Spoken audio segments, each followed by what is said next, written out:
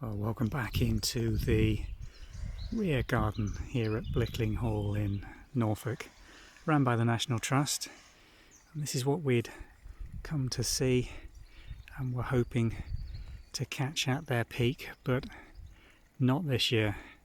These very mature and wonderful magnolias have had a battering from the air frosts and ground frosts we've had throughout April here, and what flowers they are putting out have browned off pretty quickly. But let's go and see if we can get some idea of what they should be looking like.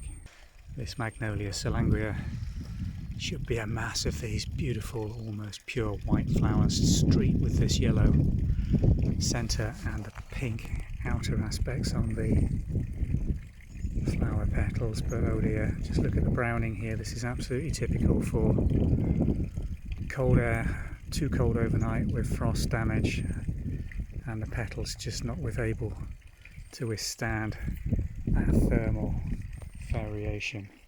Still plenty of flower. This is flowering beautifully, but it's just browned where it should be pure white and pink. And this one exactly the same. Should be a beautiful dark pink outer with a white inner, big centre with pure white, which open, and these explode and should only be dropping once they're fully open. But these are just sitting there in the cold air doing very little. Same on the one behind me. There's a much later variety just behind, which we may come back and video later in the season, and it might, if we're lucky, avoid some of this frost damage. Grounds here still looking very early springish. We're in what should be a full-on spring here in Norfolk. 6th of May, 7th of May. Reeds are growing, irises are growing, trees not yet fully out, oaks only just breaking bud, same with the beeches. Let's go and have a look at this magnolia over here.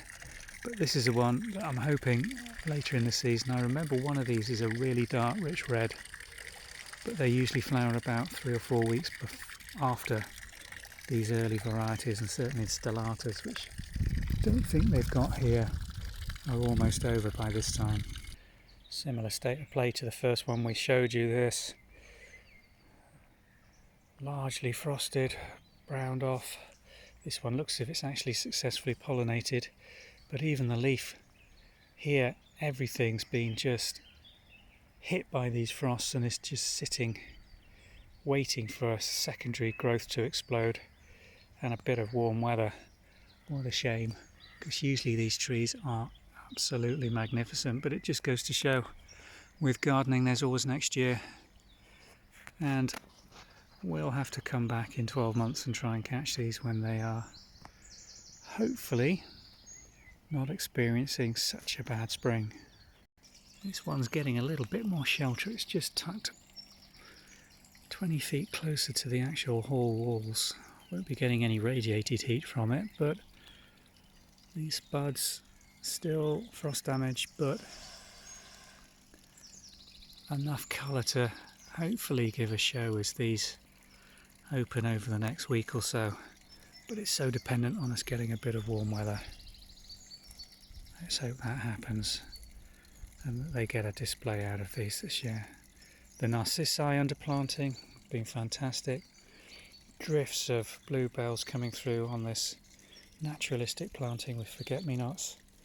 They've got a good planting in here of tulips, which are just starting to come on. It's natural enough where you've got tulips in grass for them to be several weeks behind tulips planted in pots, and that's certainly the case here. These ones are only just coming into bud.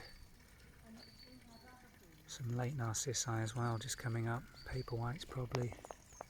A lovely drift and planting under these trees, with some cow parsley coming up to carry on the colour as we go into middle and late May. Lovely planting. Such a shame we couldn't show you the magnolias we were hoping to on this video.